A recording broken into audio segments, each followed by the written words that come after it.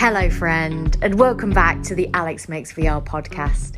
In today's episode, we're diving deep into a topic that is very near and dear to my heart. Should you be making VR work for new audiences or existing ones? Before we dive into that though, it's the announcement that everyone saw coming. And a couple of episodes I put out a podcast called It's Okay to Change Your Mind. In fact, it's a strength. And my friends, the time has come for me to change my mind on this daily podcasting. It's been an amazing run.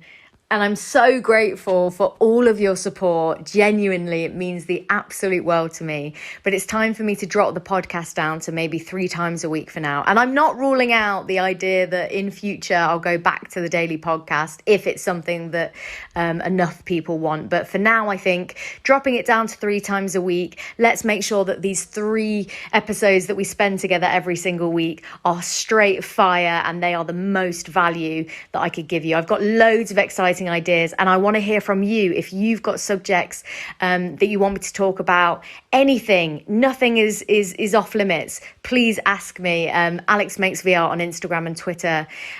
Please sign up to the newsletter. I'm going to continue to send out really quite short and concise but value packed emails fairly regularly. You can sign up to the newsletter at alexmakesvr.com. So let's dive into this subject, and I have to be really honest with you. This is a subject that I get quite passionate about, and it's also a subject that I get myself in a lot of trouble talking about because it's a very, very divisive topic.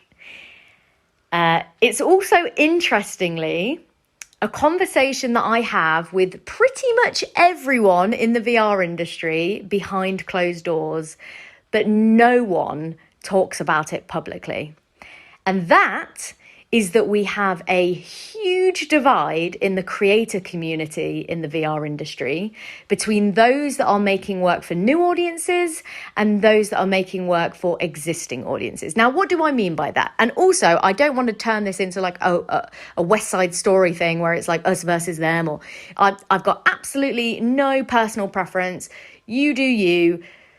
I'm just making an observation. I'm going to talk through my kind of personal opinion on this situation. Now, obviously, this is heightened massively because of COVID, because all of a sudden we don't have the option really to get to new audiences, because unless you've got a VR headset at home, it's going to be very difficult for you to get your work out to new audiences, to bring people in, to give people that opportunity to have their first time VR experience. You know, like, for example, the pop-up little VR kind of activations that happen in shopping malls, or VR arcades where you might go for like a day out with your friends, or maybe it's like a VR part of like a theme park or something bigger, or maybe you go around to your friend who's got a VR headset and you play some Beat Saber, or you experience some things.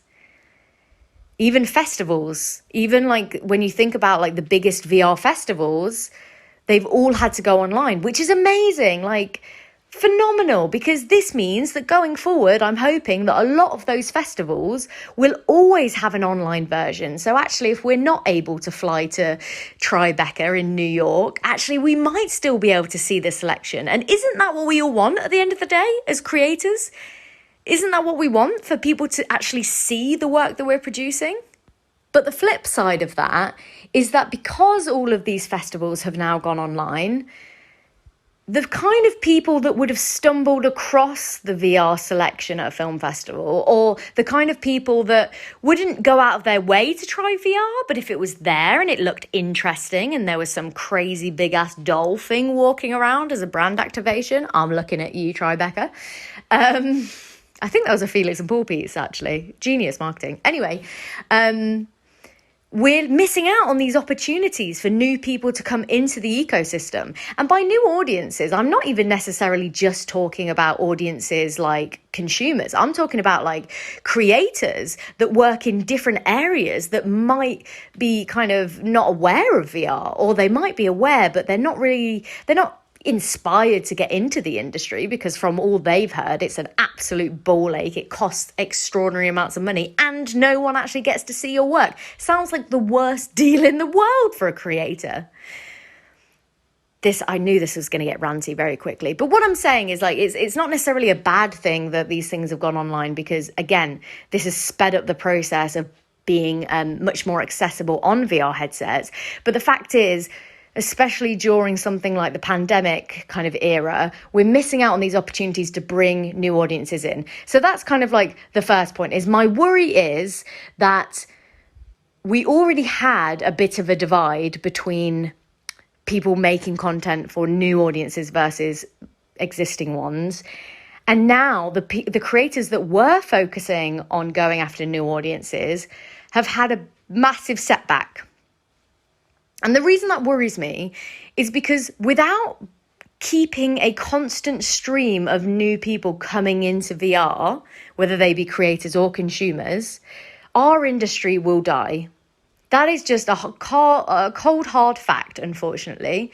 Now, don't get me wrong. I have all the faith in the world that enterprise and gaming is absolutely going to keep VR soldiering on, keep that kind of like cost of technology kind of coming down, start to reduce that barrier to entry. If the rumors are true about the new Oculus Quest, which looks like it might just be a kind of like an Oculus Quest Lite, which might replace the Go, but be a 6DoF headset, that would be incredible. Hopefully a low price point, like that could be really exciting for the people going after new audiences. But ultimately, what we need to make sure is that this gap doesn't widen between creators who were going after new audiences who now can't make work for new audiences, and the creators that are now doubling down on existing audiences. Now, I've got absolutely no beef with people that are making work for existing audiences. It makes complete sense. You're a creator, you want your work to be seen. Who are you going to want to go after? Well, you're probably, especially if you're a company or a person that wants to actually make a living from this, of course you're going to go after an audience that actually wants VR. And I'm going to do a whole episode at some point in the future about, trying not to sell the unsellable, because it's just a recipe for disaster. But in terms of VR, a lot of it isn't about selling the unsellable. It's not like people don't want these experiences. It's that they just don't know that they exist. And also, it's not even that they don't know it exists. They just don't know that it's for them. So when it comes to new audiences, things like I did a 6-month pop-up VR cinema last year, and we only went to new audiences. The whole point of the project was to get people from the community in Leicester, people from all sorts of different backgrounds, like age-wise, ethnicity-wise, like gender-wise, like a real range of people that would normally go to the cinema, but they kind of saw that this pop-up VR cinema thing was happening and they took a chance. And interestingly, the thing that came out of that cinema was pretty much, I would say maybe 100, I would actually go on record and say 100% of the people that went to the cinema loved it. There were some people that obviously, there was some content that wasn't as good as others necessarily, and it wasn't even that it wasn't as good, it was just that it wasn't quite for them. But audiences loved it. In fact, a lot of the audiences that came out of that experience were super hyped about VR. They were like, yes, this is the future of everything. Why isn't every film done like this? This is amazing. In fact, quick segue, because this episode is already all over the place. So I did warn you that it was going to be a rant. So my mum went to see, what was the film called? 1907, was it? Can't remember. The World War film that came out, Mendes's film that came out last year, which is just it looks like it's a one-shot, but it's not a one-shot, that kind of thing. My mum and dad went to see that. And the first thing my mum said to me, I said, how is it then? How is the cinema? Worth watching? And she said, do you know what, Alex? I watched that film. She doesn't speak like that, but I'm putting that accent on anyway. I watched that film and I thought this would be so much better in VR. This is my 60-odd-year-old mother, who's actually saying to me, I would have preferred to watch that in VR. That would have been really cool, because she said that she really liked it and she thought it was, it was very artistically done and it was cool. But at the same time, there was something still missing, and she could actually imagine what that would have been like to see in a VR headset and to actually feel like she was there. in the trenches with the characters. And I was like, well, isn't that saying something? Isn't that saying something that someone who is probably the opposite of what Oculus kind of is targeting their headsets at is saying to me, I would have watched that in VR. How amazing is that? And this is the opportunities that we're missing out on if we kind of pump the brakes on making content for new audiences. So what do I actually mean when it comes to like making work for new audiences versus existing ones? Well, as I'm sure you're all aware, when you get into VR, the first thing you see is quite impactful, right? It kind of shapes your passion for the medium. It also is, the first time you try VR, the first few times even, are mind-blowing. And those experiences could be so simple. Like my first experience, well, it wasn't simple, but it was the Felix and Paul Cirque du Soleil piece. So a really powerful, but super simple in terms of it was just a static camera. Just a static camera with performers like going around you. And of course, Felix and Paul, like masters of their craft, beautifully done, cinematic as fuck, just gorgeous. But it was simple, right? It wasn't a multi-user sensorial crazy installation where I was like, you know, on a platform and I was like getting perfume sprayed in my face, or like, it wasn't anything crazy, but it still blew my mind. And one of the first things that I quite realised after I'd like watched a fair bit of content, the next thing I watched was the Mr. Robot VR piece. And again, loved that because I loved the IP as well. I loved that show for the first couple of seasons anyway. I was really drawn in, and it was like, wow, I'm here with these characters. Like, this is so cool. And given the premise of Mr. Robot, it really lended itself to like a VR experience. And yeah, I was like blown away again. But then very quickly after watching a few things, I was like, oh, how weird. There's no drama content. There's like nothing really being made. And then the dramas that are being made, they're all like animations, and you can't access them on a 3DOF headset. You have to get a Quest or a Rift, not a Quest, a Rift or a Vive. How weird.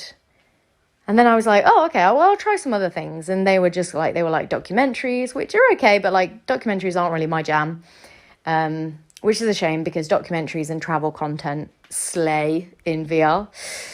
There was no drama. And I thought that was really strange because I, as a filmmaker, particularly interested in character-driven dramas, was like, oh, well, if I was a consumer, I wouldn't buy a headset because there's no content on here for me. Like, none of this content appeals to me. It's good.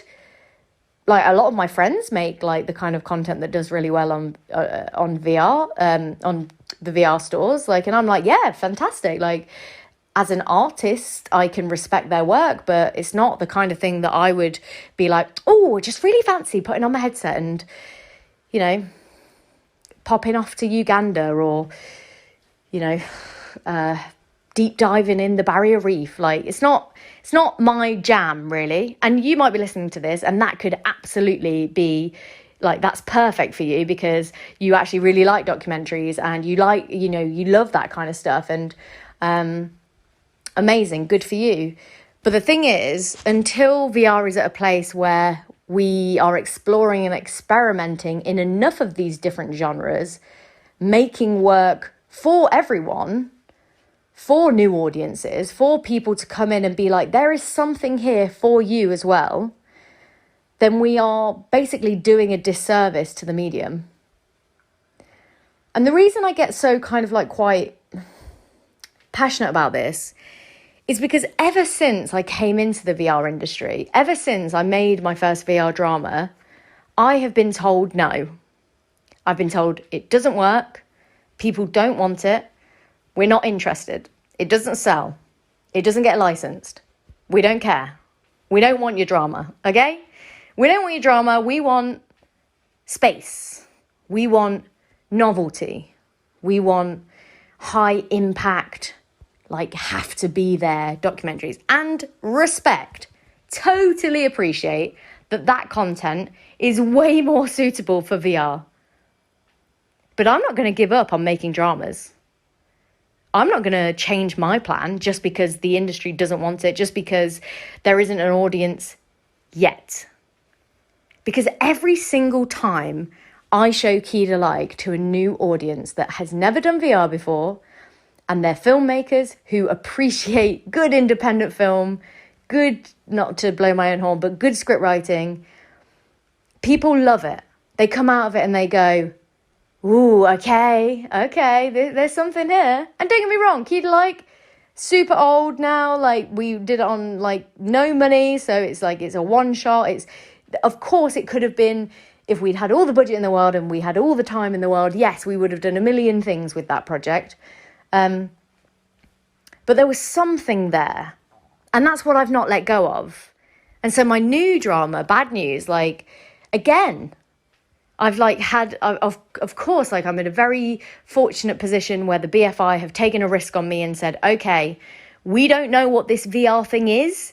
And all of the signals are telling us that this is a terrible idea and we are going to fail miserably, because all the industry is telling us is that drama does not work in VR. But we're going to take a risk because we want to bring in new audiences, not just play to the existing audiences of the industry. And I respect the fuck out of that. And I'm so excited to be given the opportunity to try and do that again. And I take it as a massive responsibility to make a piece that actually a new audience member, someone that's never experienced VR before, can put on that headset and go, holy shit, this is for me. There is content here for me. There is a space here for me to create the kind of work that I want to create. Because at the moment, if you come into the VR industry, it can very easily see like you're already losing unless you create the kind of content that the current VR audiences want. Now, I could be completely wrong, and I totally own that. I am so happy to be proven wrong. I'm so happy for in 5 years' time, VR is doing like amazing things and audiences are still like, no, we don't give a fuck about drama. Just let it go, Alex. We want, these more game-based interactive works. And again, there's a whole discussion to be talked about where the blurry line is between film and game. And, I'm sure that there's like going to be a lot of brilliant IP that is built in that kind of Pixar kind of CGI type. It is a drama, but it's CGI, and it's like, I don't know, there is so much room for debate in where those lines blur. But from what I'm seeing, no one really is focusing on creating the kind of independent drama that was essentially the thing that revolutionized the cinema industry and like is the bedrock of independent cinema, is these character-driven dramas that people love to like snoop on and be a part of, like in these weird ways, like seeing like that kind of like that raw side, or like the fun side of a comedy, or the kind of rom-coms, like. And maybe it's because they're way more expensive to make, so no one's actually like put in the time to actually make them, or maybe it's just too much of a risk right now because of the fact that there are no audiences for it. But I think, like, I really believe that if you're making VR work, you should really make the kind of work that you want to make. And if that means that your VR work happens to be in the area where the intersection is of existing audiences and a piece of work that will sell, phenomenal. Couldn't be happier for you. You should absolutely make that work. But ultimately, if you want to make a piece of VR work that currently doesn't have an audience, that won't sell, but you just know in your heart that it's the kind of work that you want to make, it's the kind of work that you're passionate about, even if there's not an audience for it right now, I promise you that by putting that work out there, you are saying to a new group of people somewhere in the world, this medium is also for you. There is content here for you, and I will make that content for you, even if it's a small subset of people. I feel like this one has been a real roundabout episode because I haven't actually answered the question. The question was, should you be making VR work for new or existing audiences? I think I've made my point very clear that I think we need to really look at ourselves as an industry and make sure that we're not taking the easy route by playing into just what works. And although there will be companies and there will be individuals that say, are you stupid? Of course we should. Like, you can't, like, what's the point in making a work that no one's going to see? And I totally understand that point of view. I totally understand that you want to make a piece that will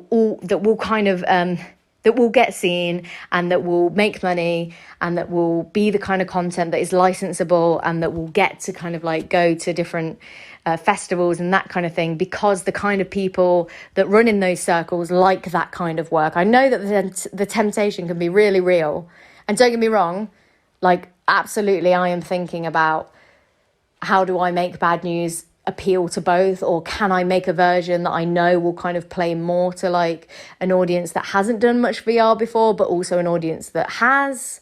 Where is that line? It's a constant battle. But for me in my heart, I know that like, if I was to make a VR work for existing audiences, it wouldn't be the kind of work that I would want to make. I would be making it purely just to kind of feed into what we've decided is the kind of work that the VR industry wants.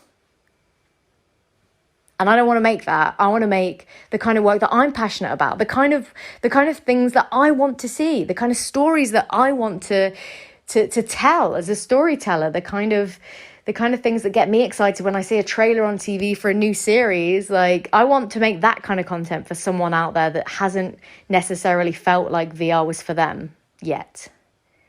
And I would urge you to think about that. I would urge you to just look at your project or the idea that you've got.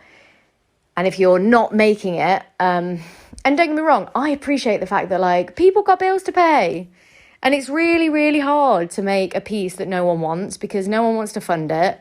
And it's really hard to like think of how you're going to distribute it, because you're going to have to distribute it yourself and you're going to have to organise your own little pop-up VR cinemas or whatever it might be.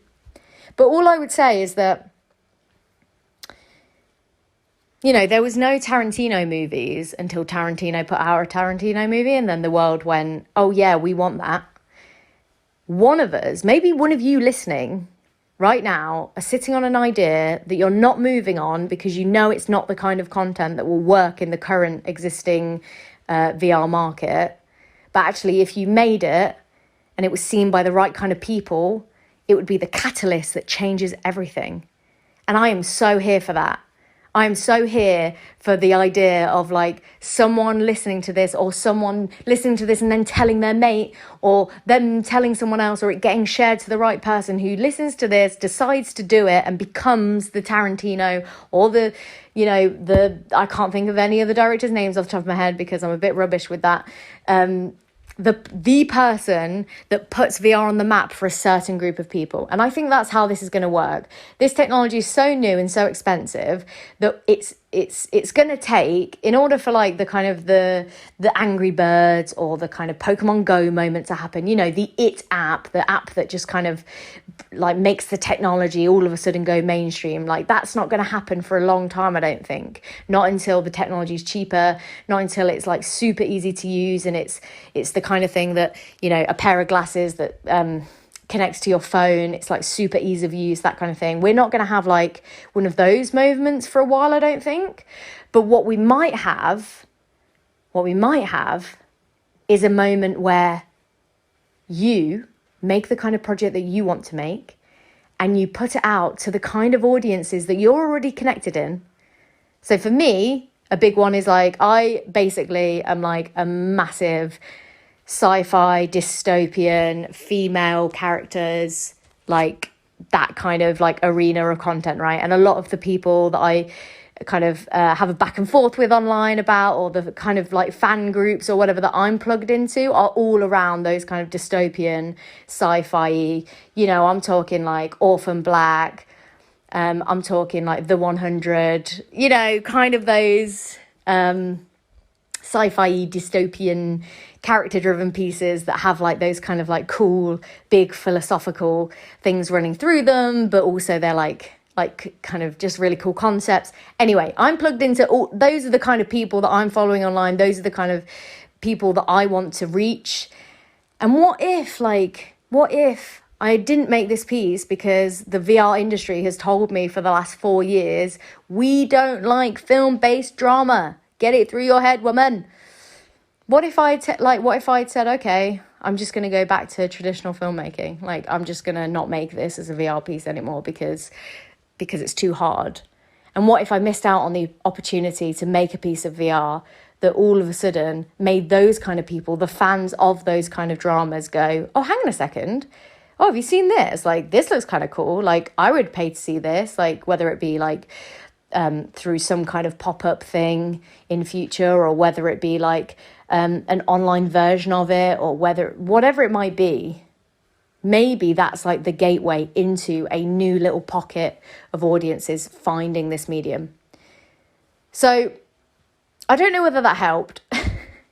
Mainly it was just my opportunity to rant about my current disdain for the big divide happening in the industry.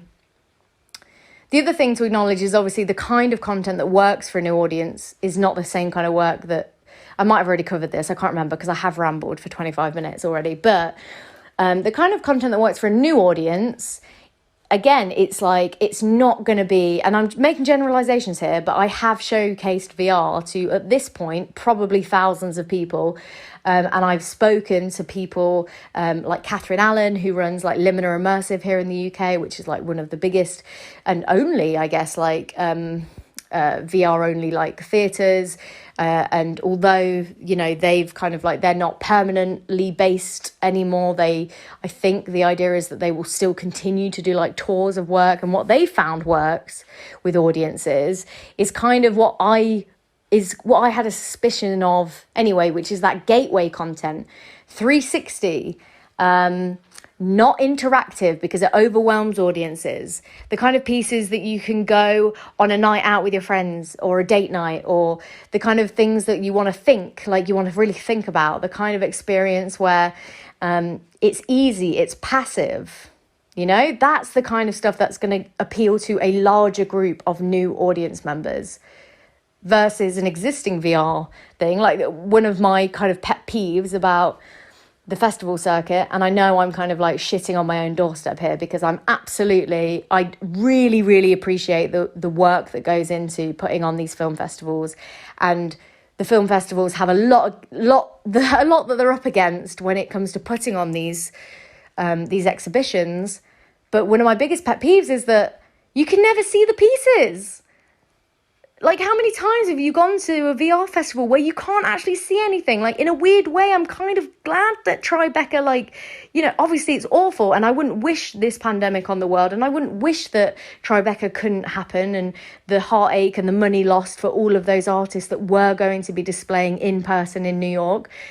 But selfishly, I'm really glad that I actually got to see the work this year, because otherwise you would never get to see it. And that's such a shame. That's such a waste.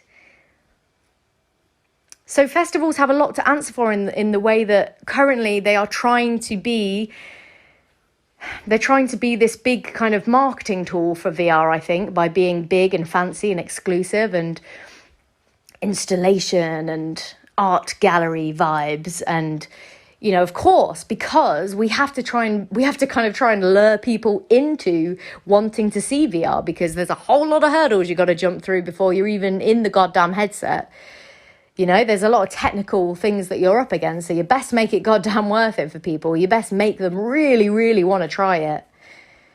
But what we've kind of ended up doing because of that is alienating like a huge portion of people and making it a little bit elitist, which is alienating to people. I've literally spoken to a lot of creators that won't even go to like the film festivals, even as just like a ticket holder to go see the work, because they just feel like it's like it's what's the word, exclusionary? No, they feel like it's kind of not for them. They feel like it's not a welcoming environment for everyone. It's more kind of for that particular upper echelon kind of creator. And you know what? Like, some of the loveliest people that I've ever met in the VR industry, I've met at those festivals. And there's absolutely some creators who have their work premiere at festivals like that, and they have their nose stuck so far up their arse they like couldn't smell anything but shit. But there's also 90% the most humble, beautiful souls, like people that genuinely give a shit about this medium, that give a shit about their craft, that have like painstakingly put hours into their work, and like scrapped, and you know, just brilliance like coming together. And it pains me to think that VR is getting this reputation as being a little bit elitist and only for the artist community, when there is a whole world of filmmakers out there that would be dying to try out this medium and dying to get into it, but they don't see a route in for themselves right now. And that's what breaks my heart. And so that's why I think we have a lot to answer for, and we have a lot of work to do in terms of making VR work for new audiences, but also making sure that creators know that this is a space for them too. So I'm going to stop there because I'm really on my high horse now. I'm sorry if anyone got offended from listening to this, but I'm also not sorry because these are my opinions, and they are opinions. This is not factual. This is absolutely anecdotal, but I speak to a lot of VR creators about this behind closed doors. And so I have a good pulse on the industry and what people like from all different kind of backgrounds as creators like are thinking. And so I would just say, when it comes to your VR piece, just do the work that you would want to see. Do the kind of work that you want to work on and that you would want to see. And we will bring new audiences into this industry, and we will make this a space for everyone. Thank you for coming to my TED Talk. Okay. If you have any thoughts or feelings about this, or you want to chime in on this debate, or even just tell me about the project that you want to make and ask if it's the kind of project that would appeal to a new audience or an existing one, you can drop me a line, Alex Makes VR, on Instagram and Twitter. Please just take 2 seconds to follow or subscribe to the podcast in the app that you're listening on. If you're on Apple Podcast, if you could take just 2 seconds to give me a rating, that would mean the world to me. And yeah, like I said, I've got a newsletter that I put out that kind of spills all of the hot takes, and also is the kind of my insider scoops on my tips and tricks about everything VR creative and business straight to your inbox fairly regularly. Like I said, I won't be doing the daily podcast for a while. I'm dropping it down to 3. So this is the first of this week's episodes. But I'm really excited because I've got some really cool ideas coming up. I'm going to be talking to guests in future from all different kind of areas, again, all with the idea of bringing you the most value on teaching you how to create a sustainable career or business for yourself in this industry, but also, you know, let's have a bit of fun with it. Let's kind of talk creative. I'm going to do a series about the whole production process with really in-depth insights. I'm going to be taking you behind the scenes of Bad News, my latest dystopian drama that I'm creating. We're in the super early stages, so I think it'd be really fun to kind of bring you in and along for the journey. We're going to start from the very beginning. So we've got loads of cool stuff coming up, and I'm really, really excited to share all of this with you. So keep on creating, and I will speak to you very soon. Have a wonderful day.